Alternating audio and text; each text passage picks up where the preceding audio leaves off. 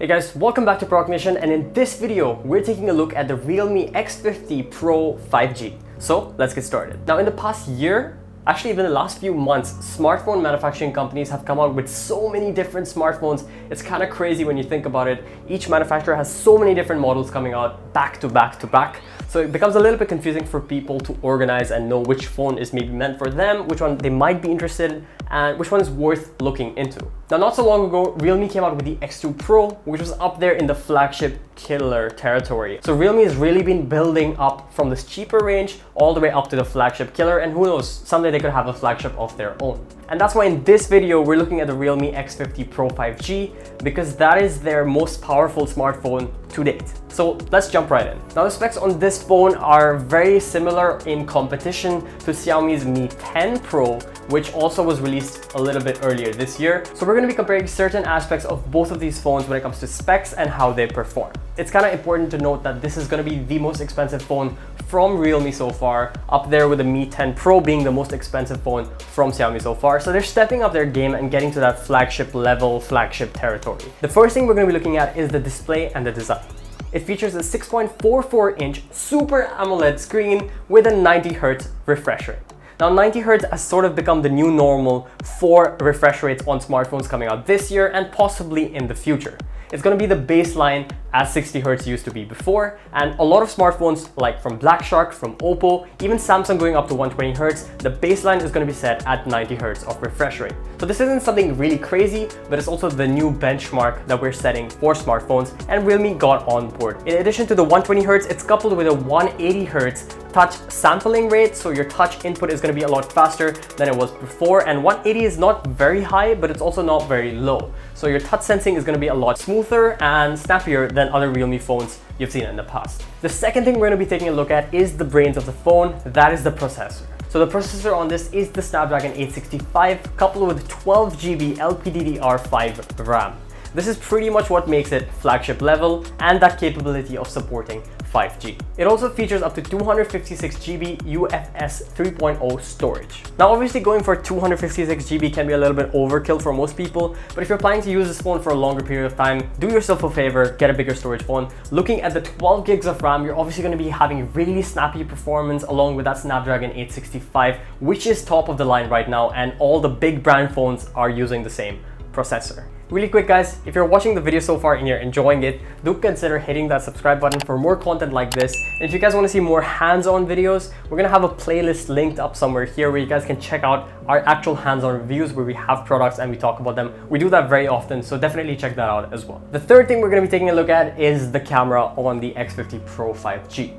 Now, a lot of flagship killers are really great with all the other specs, but they always lack when it comes to the camera and camera performance. The main sensor on the X50 Pro 5G is going to be a 64 megapixel main camera. It has an 8 megapixel wide angle lens, a 12 megapixel 2x telephoto lens, and also 2 megapixel monochrome depth camera at the back of the phone.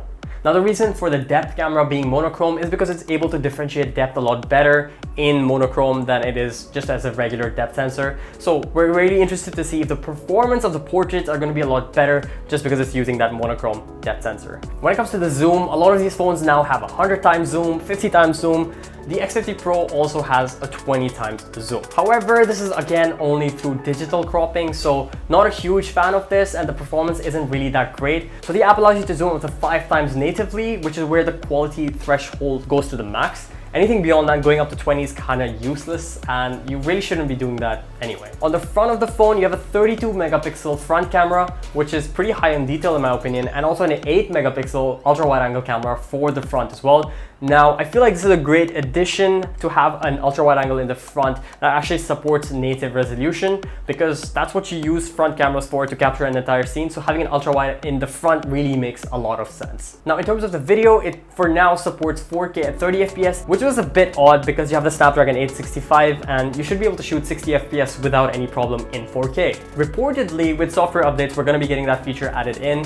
Kind of weird that they didn't have it built in. Don't know what that's about, but with the software update, you're going to be allowed to shoot 4K with up to 60 FPS. The last thing we're going to be talking about is connectivity and UI. Unfortunately, there's no headphone jack, but it does come with Dolby Atmos support and stereo speakers. It also supports 5G connectivity, which is pretty much there in the title itself, and also supports Wi-Fi 6 in terms of connectivity. Meanwhile, the battery on this is a 4200 mAh battery, which is slightly on the lower side of batteries that we've been seeing.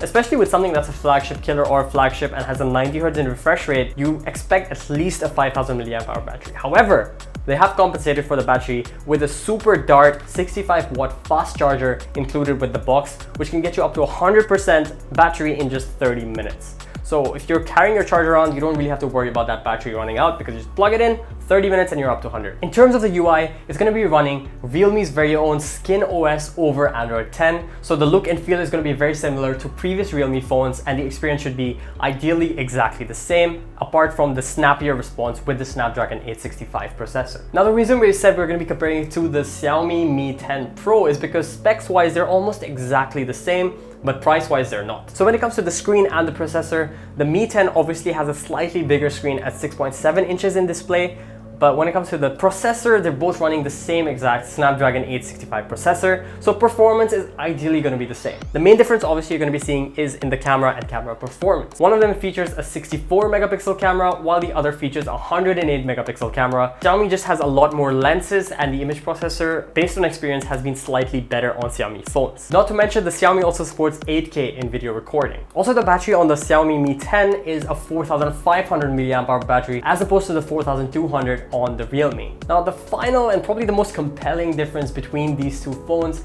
is going to be that price point. The Realme X50 Pro 5G retails for 2,999 ringgit, while the Mi 10 Pro retails for 3,899. Now that's almost 1,000 ringgit difference between these two phones, so you have to consider which one makes more sense for you. In terms of RAM and storage and performance, they're going to be pretty much head to head. It mostly comes down to UI, usability, camera performance, battery life maybe, and that's not that much different between these two things. So definitely have a look and let us know in the comments which phone you would be going for. Would it be the Realme or the Xiaomi? Thank you guys for watching. Really hope you guys enjoyed this. If you did, make sure to hit that like button and do consider subscribing for more content just like this, and we'll see you again in the next video.